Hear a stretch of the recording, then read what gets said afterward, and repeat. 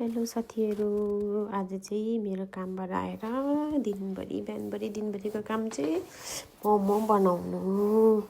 अस्तिदेखि मोमो खानु मन लागेको। अस्ति चैत 31 तारिक होइन, चैत 17 गते बनाएको मोमो। त्यहाँदेखि मोमो खाएको थिएन। मोमो खानु कस्तो मन लागिरहेको थियो है। अनि आज छुट्टी थियो।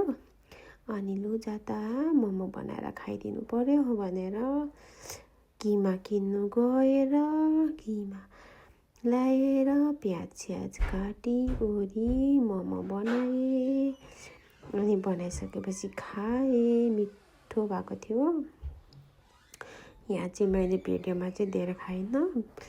अनि भिडियोमा हालिसकेपछि चाहिँ मैले मजाले खाएँ। मिठो भएको थियो, त्यस्तो चिल्लो पनि भएको थिएन है। मिठो ठिक्कको मोमोको साइज हेर्नु होला कत्रो छ भनेर। सानो सानो चाहिँ म बनाउनै जान्दिनँ कि मोमो चाहिँ बनाएपछि ड्याम्मै ठुलो खालको बनाउने हो। अनि खाएँ, टन्नै खाएँ।